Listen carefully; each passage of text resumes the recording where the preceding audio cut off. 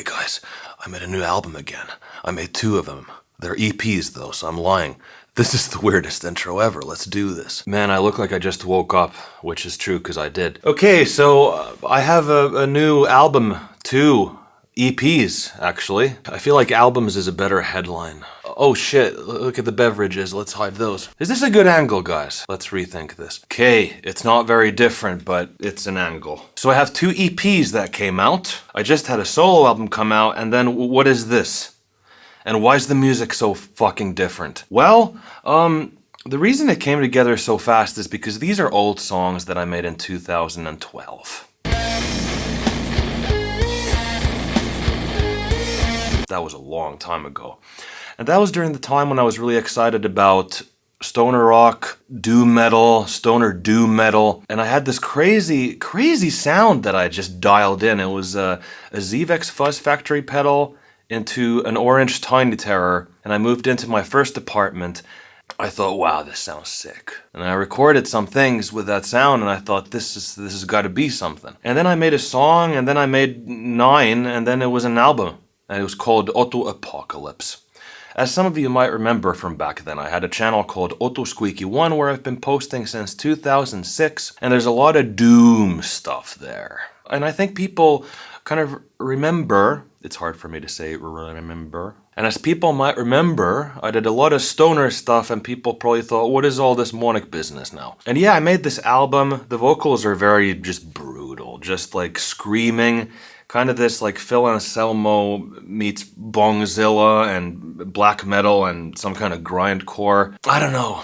I just like that guitar sound. It was a really weird sound. Something just hit me. Something just happened. I'd go down memory lane and I'd find the old Logic Pro sessions of Apocalypse and I couldn't open them because I don't have Logic Pro anymore. So then I just, like the seed of an idea came to my brain. It's like, man, there was some potential. And I'd go back to Apocalypse now and then. I've like revisited the song Promise from it. But I thought like now with the skills and knowledge I have now, what if this thing came back to life again? Because this is different. It's really heavy. I've never heard a sound quite like it before. So I thought this would be so cool if this came out again. And then I thought, okay, I don't have the most recent version of Logic Pro, so what can I do to open these sessions? So you know what I did? I went to the App Store, found Logic Pro, saw that it was kind of expensive to buy it again, but I thought about it, and I just thought, fuck it. Let's buy this thing. Just so that I can remix this. I made that decision, and then that was it. All in. It had to happen. And of course, my crazy brain tells me you have to make the whole thing. Yeah, you have to do it fast. So I chopped up all the songs to make them just sound better songwriting-wise. I remixed the whole thing. I remade all the drums. I rewrote the lyrics of the entire album because I thought they were really just cheesy and they just came out. I recorded all of the vocals again, and then I did some guitar layers with my Madamp GT1 amplifier.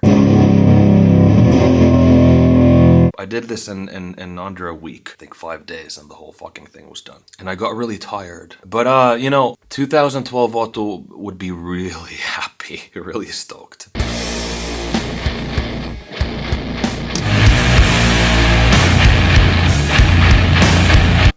Hey guys, I'm here now. Why? Just because I can. These are the drums, but you can't see it because my angle is shit. 2012 was a long time ago. There was a dude called Sam Anthony Mudd, a talented artist who made the album cover of the original Apocalypse record. And it had this demon that was scratching its chest, scratching its head, had a fireball. And it was kind of like in the style of Sleep Volume 1, if you know that album cover. And for this new version, I thought, how weird would it be if I just made the pose of the demon with the 4 hands and... So I did that, I don't know. So shout out to Sam Anthony Mudd. Even the Otto logo I used was by him, and I'm still using it. And it's cool. Yeah, so these releases might be a bit of this, like, what the fuck am I listening to, a kind of thing. And I had this thought kind of pop up now and then. It's like, man, are people really gonna care is this worth it? Is this gonna sustain my career at all? Is it too doomy? Does it still sound like the 2012 Otto, who's trying to sound all metal? I don't know. And it's such a different thing because You'll Get Through This was really kind of melodic, just much more songwriting and all this, but this one's just disgusting. There's just a lot of distortion on the vocals, no melodic vocals in sight. There's drone metal, if you know Sun. You know, there's a little bit of that in there. But it's interesting because there's some hardcore punk, there's some of the stoner stuff, there's a bit of the Bongzilla stuff too. And things that I feel like are truly kind of unique, like Promise and Hell Breaks Loose are really weird with the pinch harmonics. Pinch harmonics. Well, since I'm here by the drum set, I used the drum set on Cemetery Part 1 and 2 to kind of get this groovy drum feel, and I like to play the sleep sort of stoner doom drums a lot, so I got to do that because most of the time I just use the MIDI controller to play the keyboard drums or a mouse. That's how I make my drums. Now I'm here. This is a terrible angle. You can't even see the full logo. But look, if I do that, I'll be here. Let's go down. Like that. Okay, sweet. Recording Apocalypse originally was really weird. I didn't use a real bass when I made the album. I literally clicked every single note into place with a virtual bass on Logic. I don't know why I did that. I have no idea why I did that. I really don't know, but it was a decision. Maybe I thought that it sounded cleaner, and I was able to get some pretty cool sounds from layering this virtual bass with guitars. So I rolled with it, you know. Something you can probably notice is that Hell Breaks Loose, you can hear the pick noises. Because I was too close to the guitar cabinet when I recorded it in 2012, so you can hear all that there. It's just grimy, man. When I started remixing these songs, I thought I would take all the songs that aren't so out there, like the drone and this kind of stuff, and just make a nice and neat package of songs. But when those were done, I thought, well, what if there was a part 2? So then I made a part 2, and then I thought, why didn't I just make one album? I don't know. But it is what it is. There's Apocalypse, and there's Apocalypse Aftermath. So it's kind of like a double EP.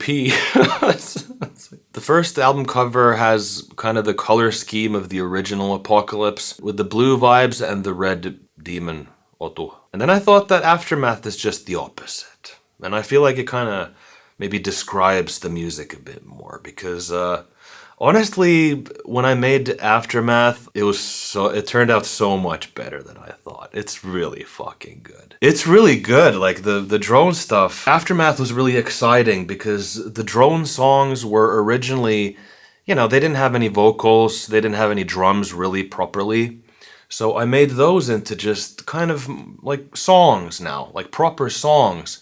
And holy shit, like I'm so happy that I pushed to record the Mad Amp as a layer on those, because they're huge. They're huge.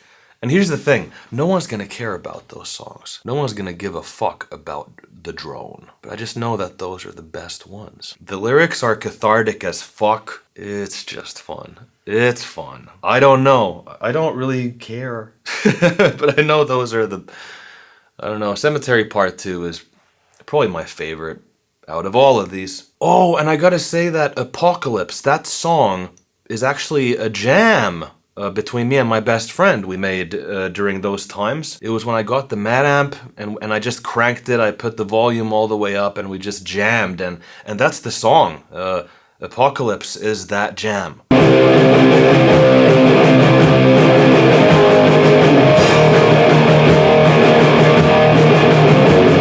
I think this version of Apocalypse is really brutal. Like the Fuzz Factory broken sound is super awesome. But honestly, I think what would serve Apocalypse maybe the most is like Mad Amp worship. Like just some sort of yob kind of vibe. I don't know. Maybe no pedals and just much more mids, and it was just an instrumental jam. These are my amps. Amps are cool, man. I've had these for a long time, and I've had this the longest. This is the Orange AD30.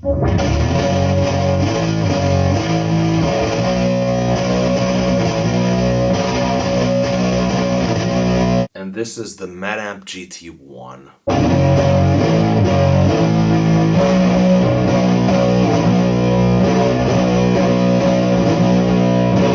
But I made some layers for Apocalypse Aftermath with this guy. No pedals, nothing. It sounded really cool. It kind of had this like low mid rumble. And it reminds me of like Sun Records, you know? No pedals, just a layer, and it turned out really sick. You don't see these guys a lot because I use them in my band Kaiser. I think the fun thing about the Bandcamp is that it says Weed Dragon 5000 on it. And it has my name. Like, me and my best friend made this little sketch when an orange amp arrived. It had all these boxes. And the bass player of Bongzilla's, like, nickname was Weed Dragon. So we thought, how cool would it be to have, like, a custom amp that says Weed Dragon 5000 on it? And then it has the brackets, the sun brackets, you know? And we did this little sketch. It was hilarious. And then we had this joke, which is like, imagine if there was actually this custom-built amp that said Weed Dragon 5000 on it. Like, actually. So I did it. When I got the Bandcamp, kaboom. Weed Dragon 5000. Why does it say my name on it? I don't know. That's really stupid. That's so stupid. What else to say? Apocalypse was really cool. It was a cool time. When I recorded it originally, I made one song and then it became an album and I was exhausted because I couldn't stop working and I wanted to see the damn thing done. Remixing and recording lots of parts again for this, I just kind of knew that this is exactly where it's gonna go to. And yeah, that's what happened. I got really tired, but it was worth it. It was worth it. So yeah, it's a little bit different, you know, from You'll Get Through This, but as I said, don't expect anything when it comes to music from me. I got a lot of weird things in the works, and I like to do lots of different things. I don't know what it is about Apocalypse, but I keep coming back to it. All these years later, I just felt like I had to act on it. Like I had to do something. So I did that. I polished every single song, and the whole fucking thing is done. And at this point, I've polished the living hell out of it. I know I have a lot of nostalgia attached to this, and I have no idea what you guys are going to think about it, but something pulled me to remake this. Something pulled me to this direction to remake this thing. And there's something about it when I haven't listened to Apocalypse in a while, and I went back to those songs, I thought, man, this is really fucking good. I don't know, there's just a part of me that feels like more people should have heard it. More people should have heard that. And I try my best to just make it sound like, you know, it's just a proper release. And I have many sides to me musically, I feel like. 2006 Otto was all about jump the fuck up and nu metal. 2012 Otto, like around that time I was the doom nut. The fucking doom nut. The hell is that? But you know, I just want to acknowledge that side of Otto too. Is like I have that doom side as well, you know. I did nothing else for so many years. I just knew every part of Sleep's Dope Smoker. Like I could play the drums, the guitars, the bass, do the vocal style and everything. Like Sleep's Dope Smoker was my Bible. You have no idea. You will never understand how important Sleep's Dope Smoker, that sound, was to me. You will never know how important that sound was and how obsessive I was about that sound. And still am. Just recording the Bandcamp stuff, it just takes me to a weird place. Just hearing those drones, those sounds. I think those two things, like a really, really good stoner doom sound and System of a Down's Toxicity. Like, those are the shit. I think that honestly wraps it up. So go check out Otto Apocalypse and Otto Apocalypse Aftermath. They have been released digitally, and the links to the EPs are down below. You can find the files and the high quality files in Patreon, listen through Spotify, Apple Music, Amazon, Tidal, Deezer, YouTube Music, motherfucking everything. And I hope you enjoy it. A lot of blood, sweat, and tears went into this. 2012 Otto worked really hard on making those guitars and virtual bass tracks, and the 2025 Otto worked his ass off to polish those lyrics and record the vocals again and do those drums proper. Fix the songwriting a bit. There's two very sleep-deprived Ottos that worked on this. And there's always going to be things that bother me about the mixing. Maybe I'll revisit it again in 20 years, who knows. Oh my god, I don't want to be the next Star Wars with this thing. Apocalypse Wars. I'm totally pulling one of those Star Wars things, right? Like revisiting the old I think this one had to happen, but maybe I shouldn't revisit Apocalypse a third time.